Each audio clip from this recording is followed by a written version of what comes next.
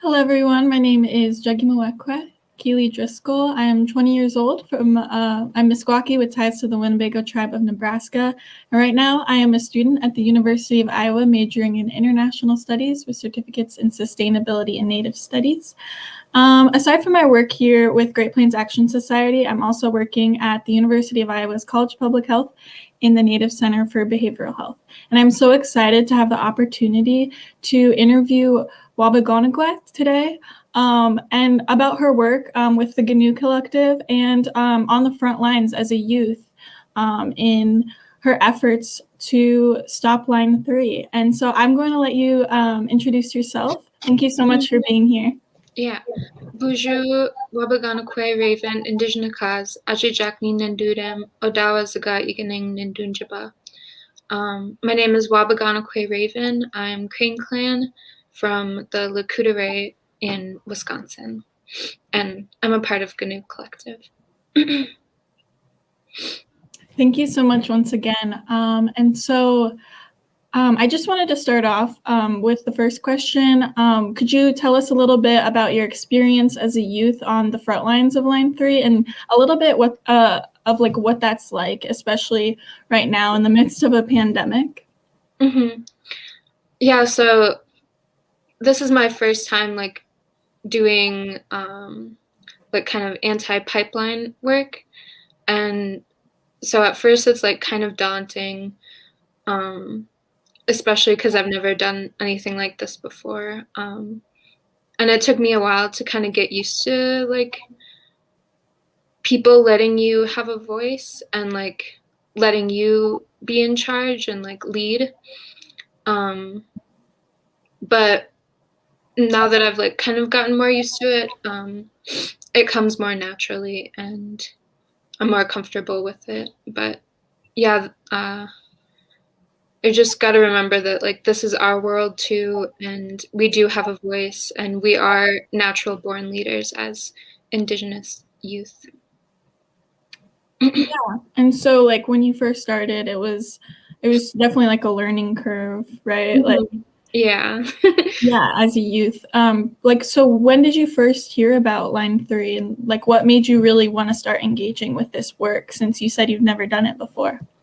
Yeah, so well, I've heard about DAPL before when all that was going down, and I really wanted to be there, but I didn't really have the means to go to South Dakota during that time.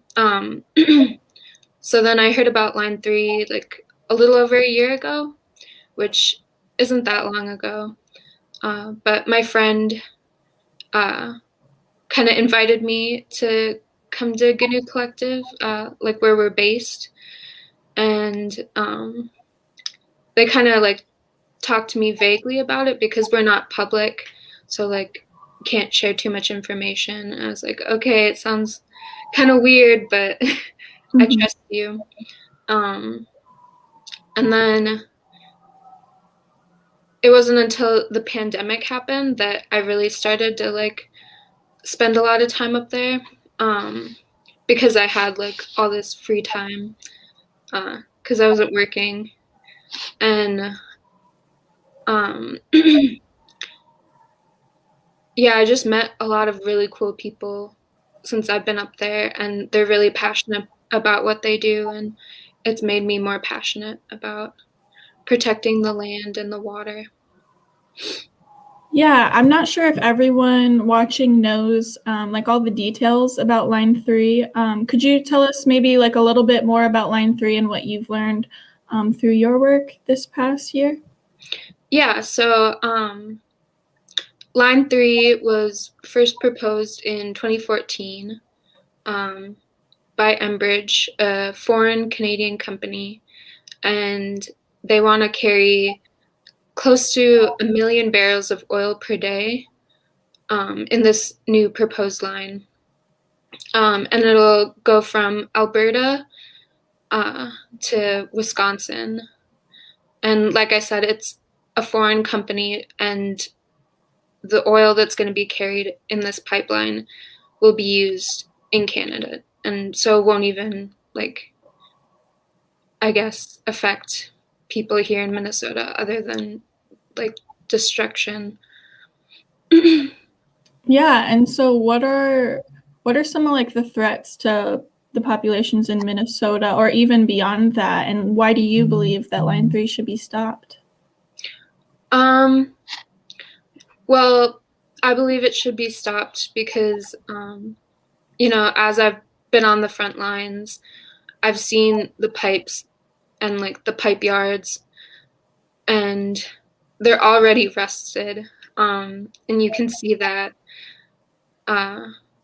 just from like standing like not that far away. And we know that pipelines spill. You know, DAPL has already spilled, and even the current Line 3 that's in the ground right now has spilled before.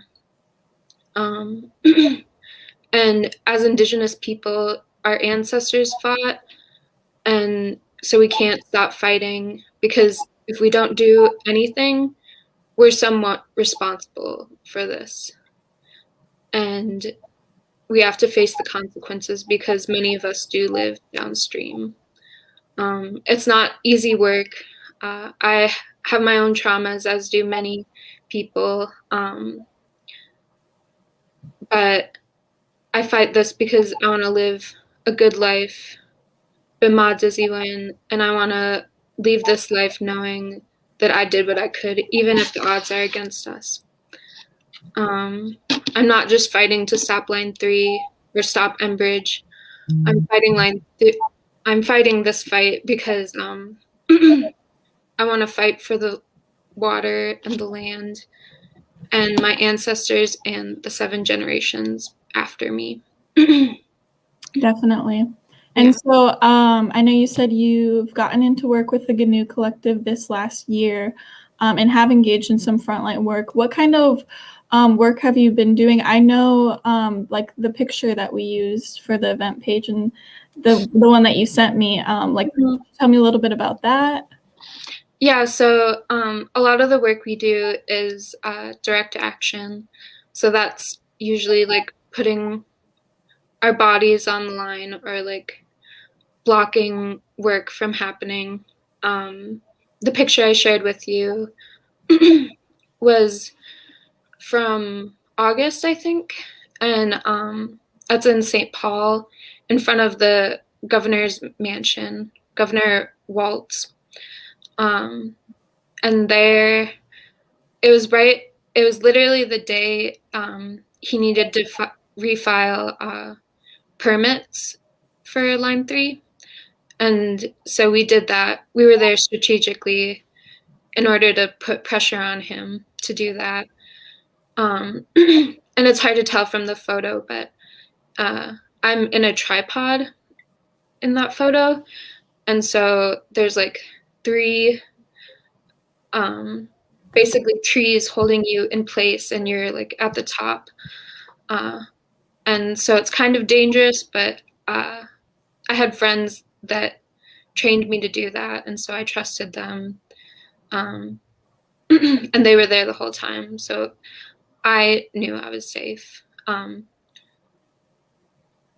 so, yeah, we put the pressure on him to refile those permits.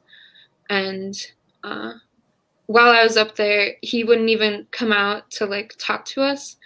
And some of the people that were on the ground could see that he was working on like this old classic car in his garage instead of like coming out and talking to us. So that was pretty rude. But at the end of the day, he did refile those permits.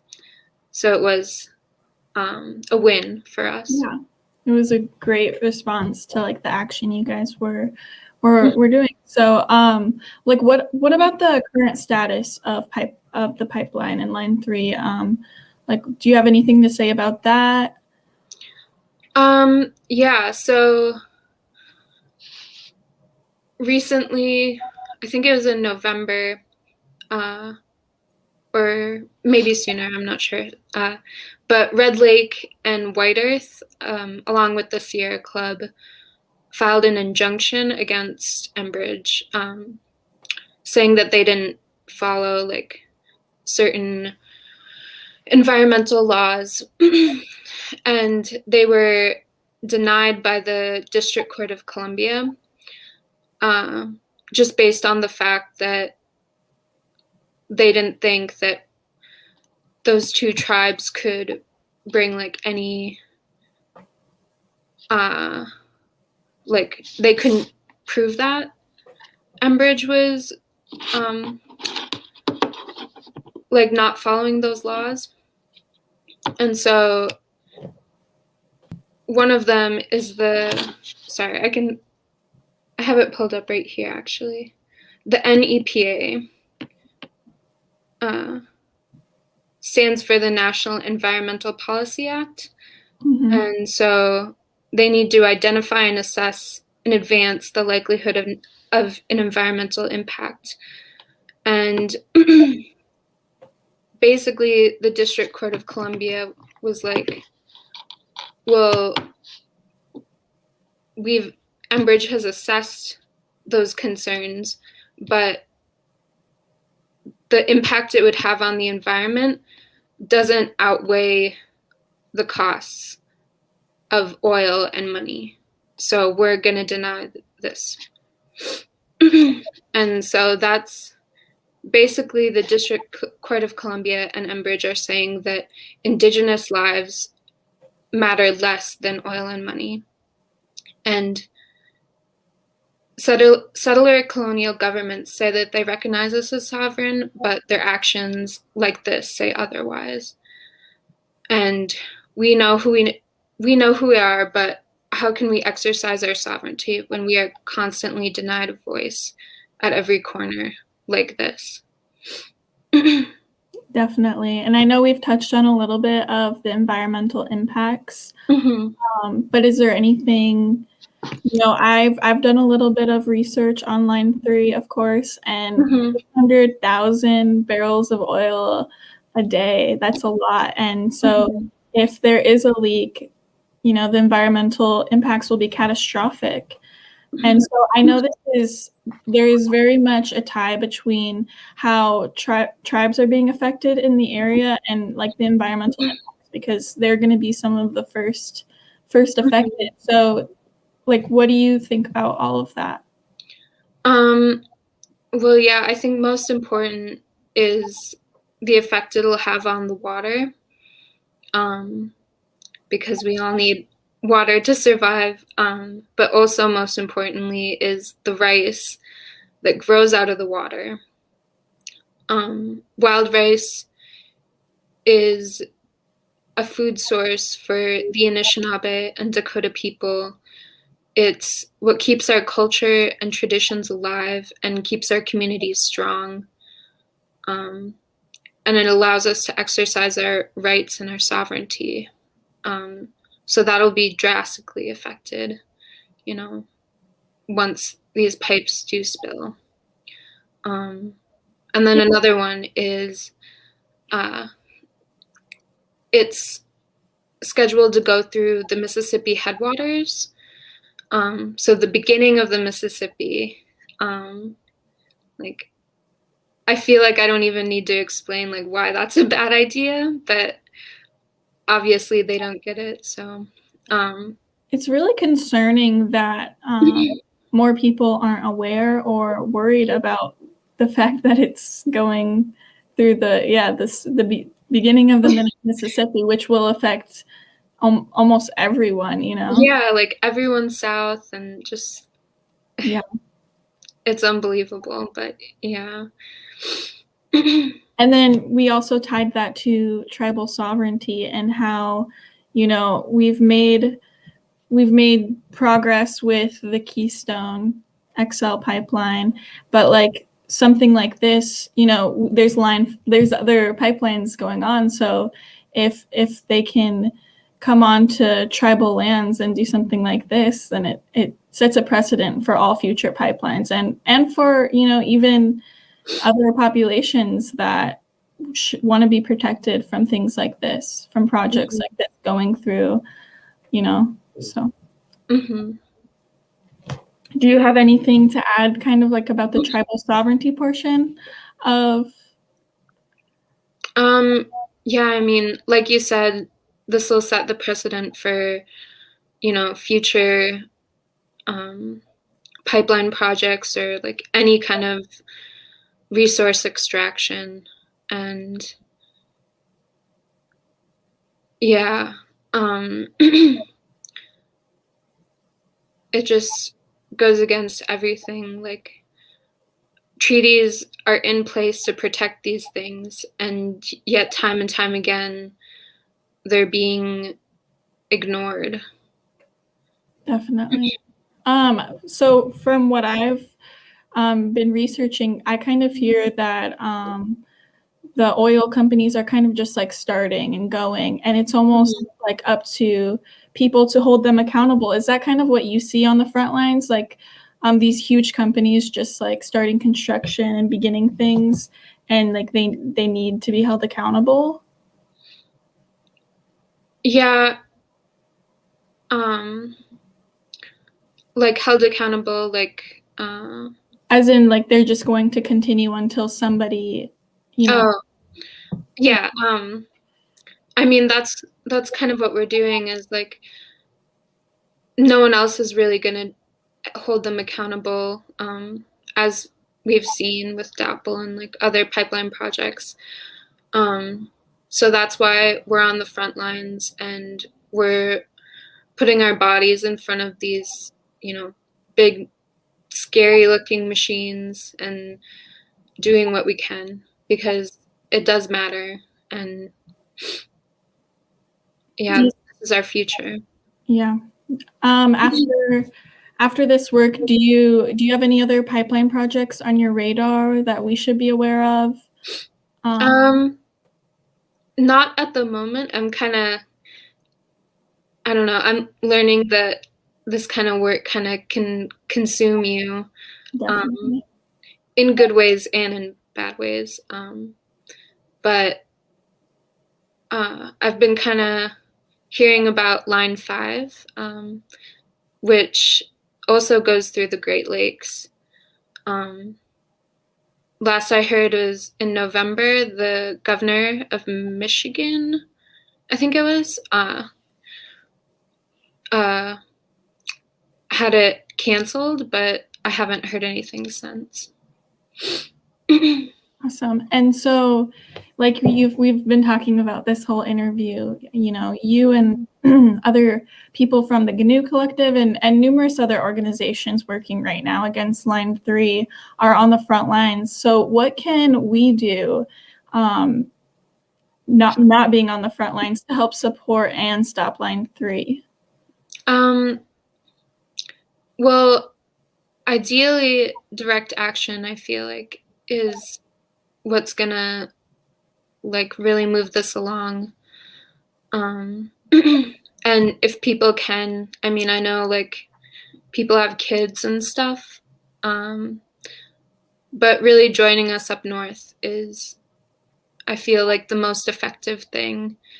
We have COVID protocols, and so we are taking steps to be safe. We've never had a COVID outbreak, thank God. And we've had people come from all over, like Maine, Chicago, California, Colorado. So it is very possible to be involved even during this pandemic.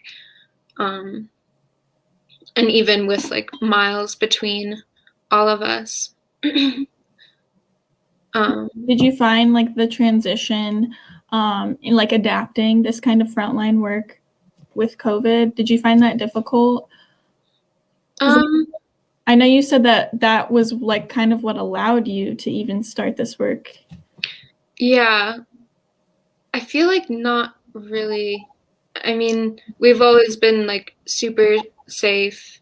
And like at first when, the pandemic happened, we weren't allowing many people up, but we kept those protocols in place for a reason. Yeah, I also have read a little bit about how many people are concerned with people working on the pipeline during the pandemic, and like that possibility of spreading it to populations nearby, and just creating like this COVID hotspot. Have you heard anything about that or seen anything like that? Or is that something you worry about as well? Yeah, I worry about it all the time. Like, our space is like pretty secluded, but we do have to go like into town every now and then, and like you'll notice at the hotels that there's like these Enbridge employees there, and like in the stores, and it's just really frightening, because we don't know like who they are or like the communities where they come from, if they're worried about COVID like we are. Definitely. Is there anything else you would like to share with us? No, that's all I have. Well, thank you so much for being a part of this interview today. And thank you so much for all your work with Line 3. You know, we can't drink money, we can't drink oil, we drink water, and we need it to survive. So, you know, it's kind of, it should be on, everybody should be aware of this right now. And so thank you for taking your time to do this work and to spread awareness on such an important issue. Yeah. Miigwech.